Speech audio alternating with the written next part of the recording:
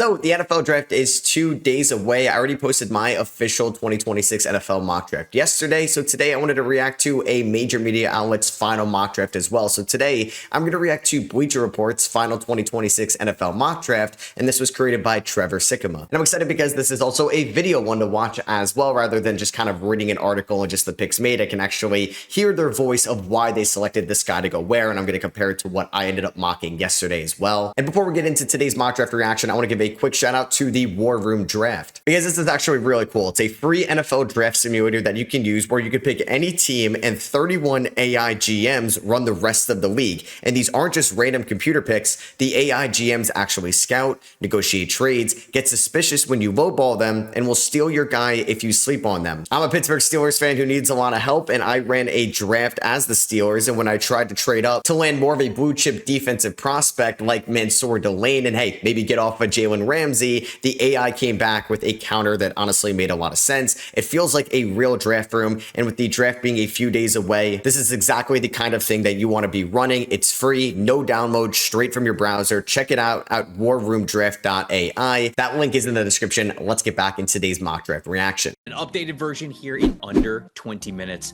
Let's start with the Las Vegas Raiders. At number 1 overall, I think he might end up going with Tyson. Nah, Fernando Mendoza. You know it's Fernando Mendoza. It doesn't matter if we were doing this mock draft in January, February, March, April, or just a couple of days to the 2026 NFL draft.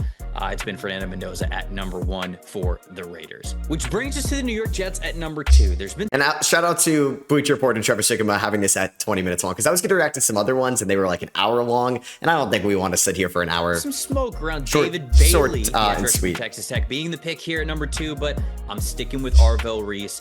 This is where I've been like so back and forth on, and I think it's really a coin flip on who you think is going to go number 2, because I had David Bailey in my mock. You could see that Trevor has Arvell Reese here. I could see them going either way. I think they're actually going to stay there and not trade away the pick. Peter Schrager, who's really tapped into like the New York markets of the Giants and the Jets, thinks they're going to go David Bailey as well. They canceled that top 30 visit. It might not just matter. It could just be like a cost-effective thing at the end of the day. If you know you're taking that guy, you know he's going to be there. So there's really no need for that top 30 visit. Linebacker slash edge rusher that we have from Ohio State. His potential's through the roof. It really is. I know he's got some work to do, just polished to increase as a true pass rusher, but man, they don't make many athletes like Arvell Reese. The pound for pound strength, the speed to power, all that stuff is phenomenal. But number 3, this is where things really start to get spicy, because as we're only a couple of days toward the draft, we know that craziness is going to happen, and I'm going to try to predict one of it right here. I'm going to have the Dallas Cowboys moving up from number 12 to number... Whoa, okay, so we have a trade that the Dallas Cowboys are trading 12 and 20 for 3. Wow. 12th pick in the 4th round and the 37th pick in the 5th round. I guess the comp picks, yeah. I guess if I had to guess, it's got to be for David Bailey. Like, I don't think... If this is for Sonny Styles, I would definitely advise against that if I'm the Cowboys. I can see the reasoning, though, if this is for Bailey. For 3 with the Arizona Cardinals. I'm going to package some form of number 12 and number 20 overall. Maybe you get some, sprinkle in some day 3 picks here to make sure the value is correct there. But ultimately, Jerry gets to move up. Monty Ossenforth, the general manager for the Cardinals, gets to move down. I actually love this for the Cardinals as well, because the Cardinals, I don't think really need like a David Bailey. And sorry for making this suspenseful, but you get 12 and 20. That's exactly what they need. You could address offensive line at 12. You could draft defense at 20. There's going to be plenty of guys on the board at either of those spots. If it's like a CJ Allen, if it's maybe a Mansour Delane could be there at number 12, maybe Dylan Thieneman if you want to go the safety route. Both are happy with that, especially because the Cowboys get to come away with Sonny Styles. I don't think the Cowboys starting middle linebacker is on their team yet, and Sonny Styles would immediately be that starting linebacker for them. At number 4, I don't know. If you're trading up with like the Browns to 6, I could see that for Sonny Styles, because then if you could snag like their early second, or if you could snag maybe their second first, but probably their early second, that I would be more inclined to do. But trading away both your first for Styles and not getting a top like 70 pick back, I think is not worth it for his position. Oh, this is a common landing spot for Notre Dame running back Jeremiah Love. But with David Bailey still on the board here, that's my pick. They don't have that pure pass rusher that they can rely on, and David Bailey's been one of the best in all of college football over the last 2 years at Stanford or at Texas Tech at doing just that. That speed and explosiveness, that elite first step that he has to be able to get even with offensive tackle shoulders and then bend and dip and do whatever he needs to get around him and into the quarterback's lap. He does it faster than anybody. And I'm fine with that. David Bailey, Jordan Tyson, Cardinal Tate, I could see. Jeremiah Love, sure, why not? I don't think you're going to take an offensive lineman at 4 if you're Tennessee. I like David Bailey for sure if he falls. For 5 overall, we have the New York Giants. Picking Downs, for the Tyson? first of 2 times now here in the top 10 after trading Dexter Lawrence to the Cincinnati Bengals. And at number 5, I'm going to go with Caleb Downs. I just have a feeling that John Harbaugh is going to be really in on a player like Caleb Downs because there's a lot of things when it comes to the flexibility of what he's able to do can remind you of a player like Kyle Hamilton, and John Harbaugh knows exactly how valuable that is. Caleb Downs, I mean, he could play from free safety. He could play as a strong safety. He could play in the slot in man coverage against tight ends. He could play as a pseudo linebacker at the second level. There's so many different things that you could do with this player. That's worthy of a top 5 pick. Well, call me crazy, but like, I think I'd rather have Caleb Downs than Sonny Styles if I'm the Dallas Cowboys and like what they're trying to build. Nah, it's probably a hot take, but it just makes a ton of sense for the Giants to end up with Downs. I had that in my mock as well. And you give Harbaugh, like Trevor mentioned, his Kyle Hamilton. And I think John Harbaugh knows that too.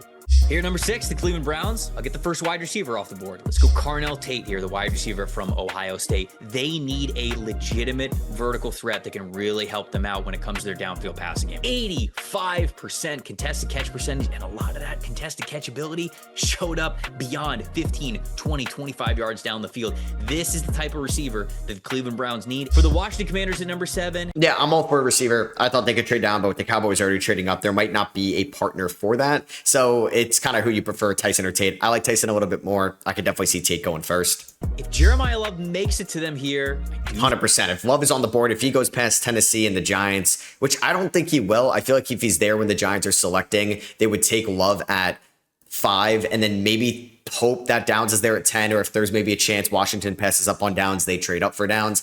I feel like the Giants, everything I've heard, like will go with Love if he's on the board, but this is a home run if he's there for Washington. Think that that's the pick. Love to get paired with Jaden Daniels in that backfield together. That's dangerous. It's going to be incredibly tough to handle both of those guys and the rushing options that they have. Shoot, the passing option as well when it comes to Daniels, of course, being a downfield passer, but also what Jeremiah Love can do as a receiver as well. At number 8, I'm going to take Ruben Bain from Miami. The true all. This feels like a really good spot for Ruben Bain. Maybe Washington surprises us. I don't think so after paying Odafe away in free agency. Maybe the Giants? No, I don't think so. I think Ruben Bain's probably going to end up as a Saint or a Chief. Around defensive lineman, and I think that's the perfect fit for what the New Orleans Saints need. You've got Carl Granderson, Chase Young's coming off of a good year, but they still need people to get after the quarterback at a variety of different spots. Bain has been a monster over the last 2 seasons when it comes to getting after the quarterback. He plays with so much power and physicality, and just college offensive linemen, they haven't been able to handle it. Number 9, it is the Kansas City Chiefs, and with them, if this is the spot they're there, I mean, you could take Mansour Delane, I'm just kind of guessing, or you'd probably just end up going with Jordan Tyson. them trading away Trent McDuffie, I think they have the opportunity to take the best corner in the class here with Mansour Delane. Delane can play inside and out for you. He's got the feet, he's got the quickness, that twitchiness, that stop and start ability, the great ball skills. He's so sticky in coverage. Mansour Delane in that Steve Spagnuolo defense, to me, it allows you to play as aggressive and as multiple as you want with how well he can play inside and out. So I know teams don't often trade positions for draft picks just to draft that one again, but here, Mansour Delane on the board, I like it a lot for him. Yeah, and then you could still maybe target a receiver later in the first round, or maybe one of those tier 2, tier 3 edge rushers. So like we mentioned, the Giants have 2 picks now in the top 10 after trading. Oh my God, if they're going to get Tyson and Downs in this mock? Cincinnati Bengals.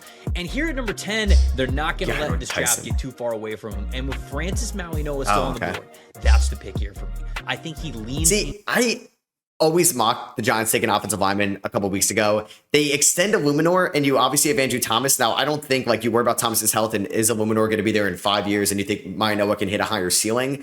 I feel like if you're the Giants at 10 and you want to maximize this Jackson Dart rookie contract window, I would just take Vega Ione unless you're going to bump Mauigoa inside, which I don't really think there's a reason for taking him at number 10 if you're going to do that. So take Vega Ione, who can actually be an elite guard for you, maybe from day one. But if Jordan Tyson's there at 10, I'm 100% taking Jordan Tyson. And you end up with Tyson Downs, which would be phenomenal. To that power profile that Harbaugh really wants to run on this team, especially on the offensive side of the ball when it comes to moving guys off the line of scrimmage. I think that Mauigoa can play guard for you in the short term, but then you also could potentially kick him out to right tackle whenever it is Jermaine Illuminor is not going to be on the team anymore. I know he signed the new contract, which is good.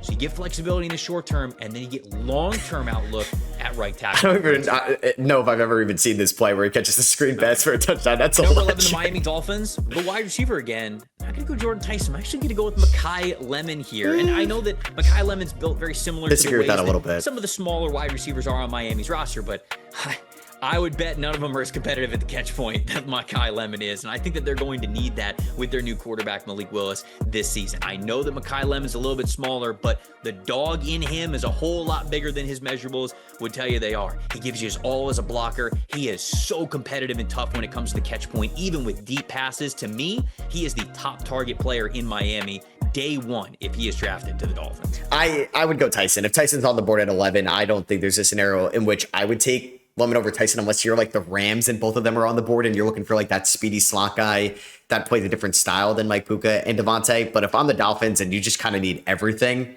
I'm taking Jordan Tyson at 11. At number 12, the Arizona Cardinals are on the clock here after trading back from number 3, and it's a perfect scenario for them. I'm going to go Spencer Fano, the right tackle from Utah, because if Michael Floyd is going to run more of that outside zone and mid-zone type of run game, man, Spencer Fano is absolutely perfect for it. And for them to have now Paris Johnson Jr. at left and then solidify that right tackle spot, the outlook of that offensive line is so much higher. Now that you have your bookend tackles, you got to feel good about that, especially when you got another pick coming at 20 a little bit later in the draft. I like For the that. Rams at number 13, we'll go Jordan Tyson here. I think that the Filthy. rumors of Devontae Adams, was he going to be on the team for much longer? They talked about him on the trade block, and I think if they don't go wide receiver early, they'll be very happy with Devontae Adams. But they have the opportunity to go with one of these top tier younger receivers. I think there's a world where they could go with them, invest in them, especially for a player like Jordan Tyson, who could win in the short, intermediate, and deep levels of the field. He is one of the best route runners, or at least has the potential to be one of the best route runners in the class, with how he is able to really put his foot in the ground, totally change direction, and create that separation. He's got some crazy, spectacular catches as well. It reminds me a lot of Golden Tate. And then sometimes there's moments where he reminds me of Odell Beckham Jr. That's how talented I think this player is.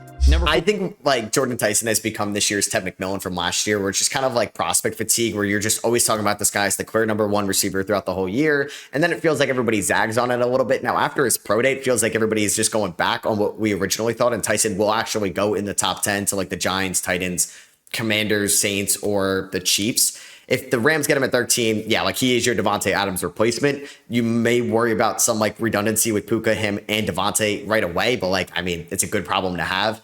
I wonder if they would go, I mean, if Tyson's on the board at 13, yeah, hell yeah, you go with that. 14, the Baltimore Ravens. This is probably the most commonly mocked selection that is not Fernando Mendoza at number 1 for the Raiders. It's Vega Ioane, the interior offensive lineman from Penn State, going to the Ravens, who, man, the interior offensive line just was not good enough for them last year. Ioane is a real people mover when it comes to the downhill run game, but also I love his work in pass protection. I want Ioane, I've been saying Ioane, to my Steelers, which I don't think he's going to be there at 21.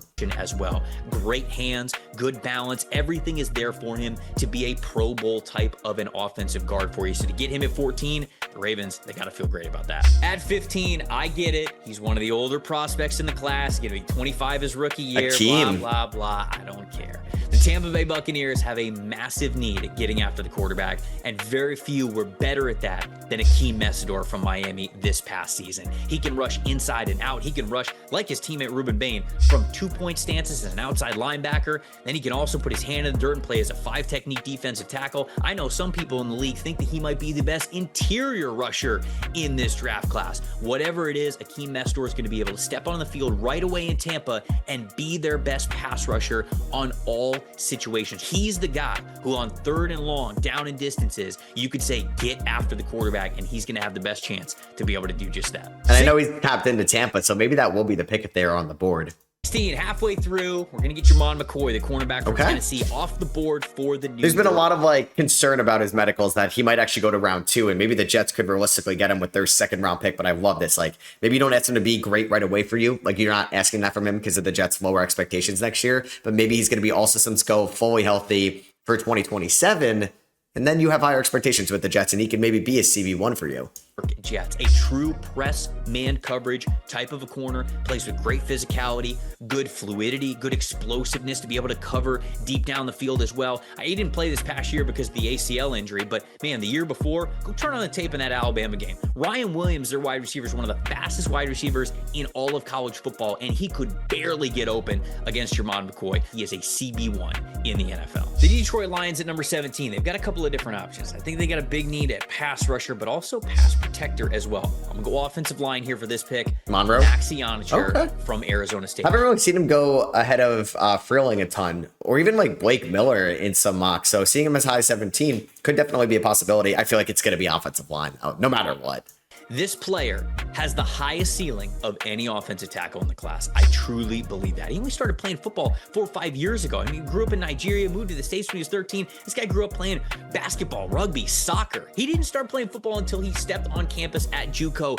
And what we see right now, just a handful of years later, I mean, that shows you that the natural talent is through the roof, man. He plays with so much great power, such great balance. He has good handwork. I think Levitt got hurt last year, but it's a shame like how much hype Arizona State had going into the 2025 college season and how underwhelming they were. And they're going to have 2 first-round picks, and they might have like some other day 2 guys as well with like a really good squad around Dillingham. And I know a lot of people that watch like Tyson film, like their main takeaway is Levitt was so bad for them last year when he was out there. Already, he's got to work on make sure he's maintaining his blocks, but I believe in the development of offensive linemen there in Detroit. For the Minnesota Vikings, this one fits like a glove. If Dylan Thieneman from Oregon can get to them at number 18, it's the Harrison pretty much Smith a pick. sprint the card in type of a situation here. To me, Thieneman is a top 8 player in this class. I have him there on my big board, and again, to be able to get him not just outside of the top 10, but here almost on the edge of the top 20 at number 18, to me, he is an immediate difference maker for them at either safety spot, strong safety, free safety. He can be able to play in the slot for you as well. He's got that kind of movement skills. One of the best ranges of any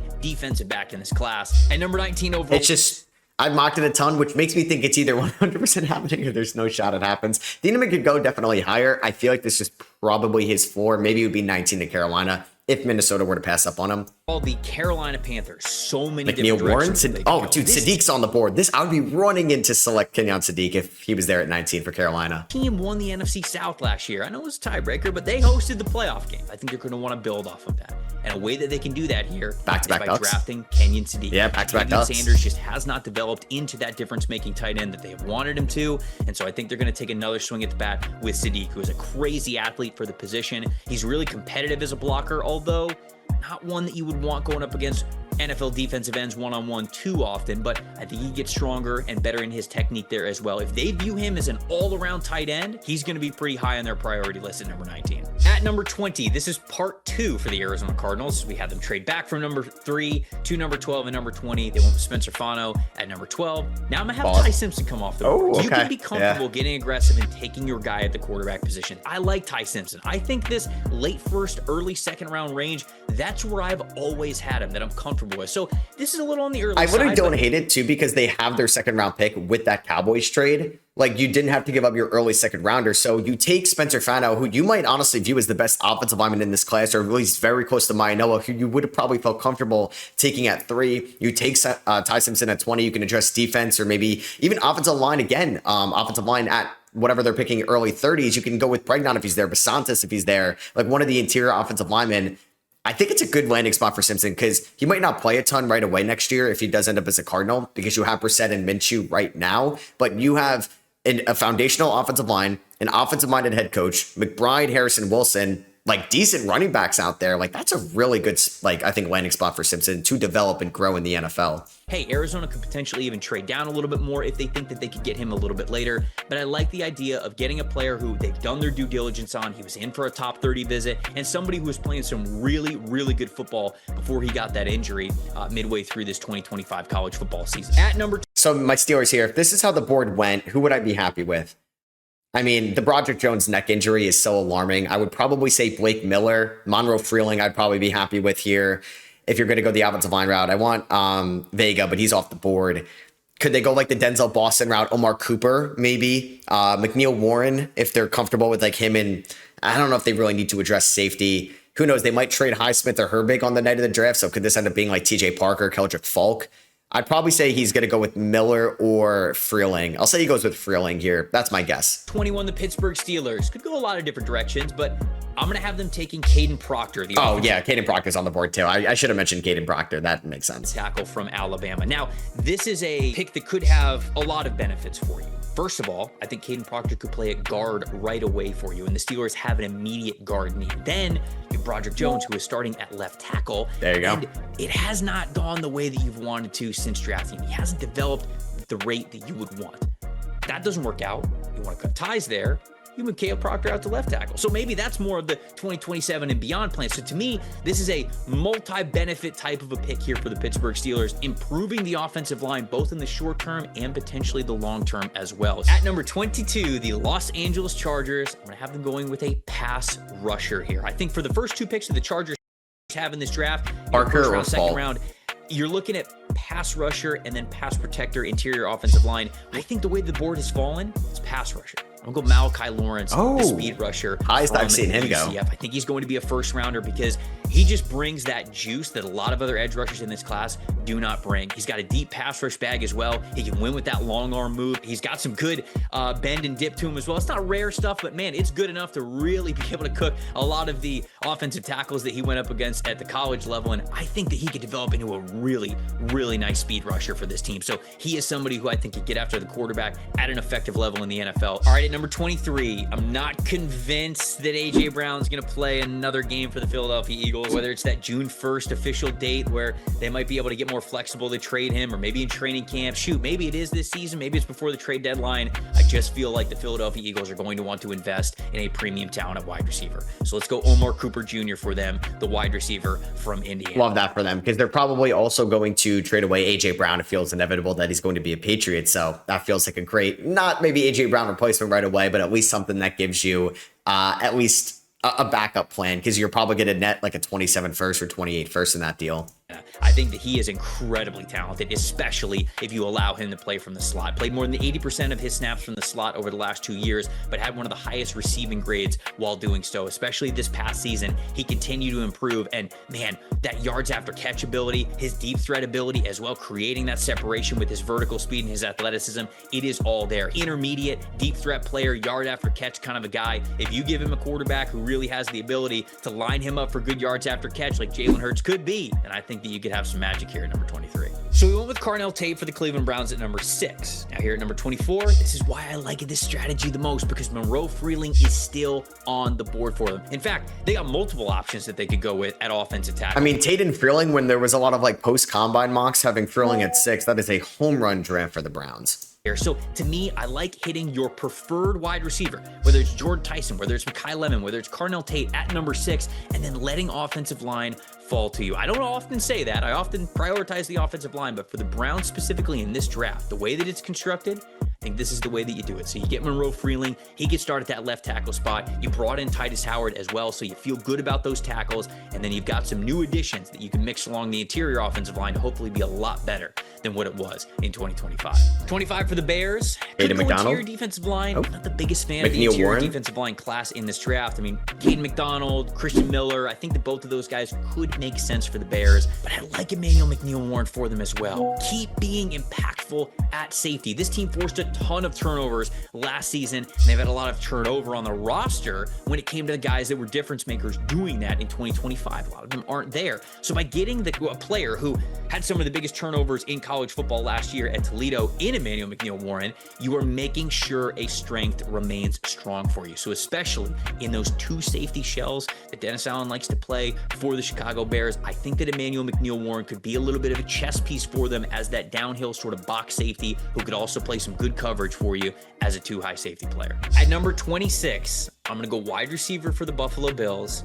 and I'm going to make it Casey Concepcion. To me, that's what they need. They need the juice. They've got some guys who can be reliable for them, but do they have that explosive player, that yards after catch guy, that deep threat type of a guy that they can lean on to be able to, okay, this guy's in press man coverage, watch him hit a clean release and get clean off the line of scrimmage, get vertical, put his hands up, because so many times I love that about Casey Concepcion. The second that he won cleanly off his release, that I don't know how I feel about Concepcion to the Bills. I've mocked it a ton, but at like this point, do you just take like Avion Terrell Unfortunately for them, like the main top safeties are off the board. You just take an edge rusher, interior defensive lineman. Might make more sense for the Bills than just like throwing the dart at the board for a receiver. And goes up and is like, throw me the ball.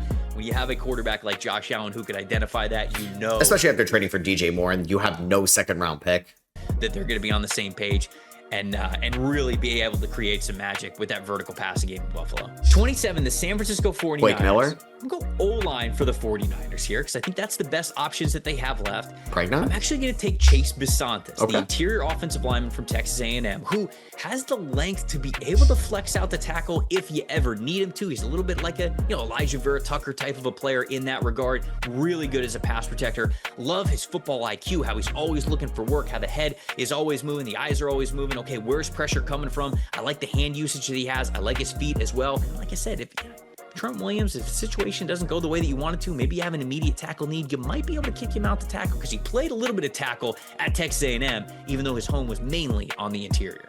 At number 28, Houston Texans. I'm going to go with Peter Woods here from Clemson. I think Peter Woods' range is all over the place of where he could go in this draft. But of the places that I would prefer for him in the first round, if he's going to go in the first round, this is one of them. Because DeMeco Ryans, he plays that one gapping, attacking style of defensive line, and that's where, in my opinion, Peter Woods needs to go. It needs to go to a team that's just going to let him play free and attack and get into the backfield. Just let the guy go, man. That's where he's at his best, with his fast hands, his fast feet, his explosiveness. That's what we need to see from Peter Woods. So for the Hunter, Anderson, Woods, good luck. Kansas City Chiefs, we had them taking Mansour Delane at Denzel Boston. And now I'm going to go defensive line. I'm going to go pass rusher for them. Bolt. I know this is a player who doesn't necessarily have the length Zion that Steve Spagnuolo normally likes to gravitates towards on the defensive line. But Cassius Howell, the edge rusher from Texas A&M, he has had an elite pass rush grade over the last 3 seasons. Really high pass rush win percentage as well, right around 20%, sometimes over 20% over the last 3 years. So that's a big sample size. He's got almost outlier arm length. So he has much shorter arms, again, than what normally we see Kansas City Chiefs defensive linemen have. But the guy's got a frenetic and I'd say chaotic, but it's almost chaotic in the best way. Pass rush style where it just makes him such a nuisance to try to stay in front of. The hands are moving so fast. It's so difficult for offensive linemen to really be able to get hands on him, maintain those blocks. And I think he's that speed rusher that Kansas City is missing. For the Miami Dolphins at number 30, I love this fit here. Chris Johnson, the corner from San Diego State, having him go to the Miami Dolphins at the back end of the first round here. And the reason why is because Jeff Hafley, he's their new head coach. He was the defensive coordinator for the Green Bay Packers the previous season. They didn't run a lot of man coverage stuff. They ran a lot of off-zone coverage looks, and that's exactly what Chris Johnson is best at. I don't love Chris Johnson when it comes to first-round value if you're playing him a lot in those press man coverage roles. But if you let him play off-zone coverage, phenomenal instincts, great as a run defender, fantastic ball skills, understands spacing and how to bait quarterbacks and get those passes defended. So for this specific scheme, I think Chris Johnson is perfect for it. New England Patriots, 31. I'm going to go Christian Miller. I feel like it's nice for the Dolphins to, snag a corner. I'm surprised to see Johnson go ahead of Terrell. I'm not surprised to see him go, ahead of, some of the other corners like Rivers or Pons or anybody like that or Scott. But, yeah, Terrell maybe going out of the first round here. Christian Miller to the Pats at 31. I wonder if they would trade out of this pick to maybe accumulate some more draft capital, especially if they're going to lose someone in an A.J. Brown deal. Defensive tackle for them. Now, this is another defense that is great in the attacking style of allowing their defensive lineman, Christian Barmore, Milton Williams, pin your ears back, get after the quarterback, just get into the backfield. But they still need guys that they can rotate in there to really be able to defend the run, take up a gap and a half, if you will, to give the other guys that freedom to just want to get into the backfield as quickly as possible. The guy knows how to defend the run. He's where he needs to be, and he comes from a program that consistently pumps out phenomenal defensive line prospects in the University of Georgia. To round things out, I got the Seattle Seahawks taking Zion Young, the edge rusher from Missouri. This is somebody who I think that this replaces Boye Mafe a little bit. You got Derek Hall's contract that's coming up as well. So to me, this is a get ahead of it type of a player where he can be part of a great pass rush rotation that they have now, and then he can gain even more snaps in the years that follow. He has the length and the strength to be able to play in a variety of different alignments, which is the way Mike Macdonald's defense is built. So him at 32 to the defending champs. So yeah, that was me reacting to Bleacher Report's, final 2026 NFL mock draft from Trevor. You can let me know what anything I said the YouTube video said down below. Hope you guys did enjoy. Drop a thumbs up if you did. Draft's here on Thursday, so make sure you subscribe for all the draft content after the round 1, round 2, round 3, all that stuff here on the channel. Catch you on the next one. Peace.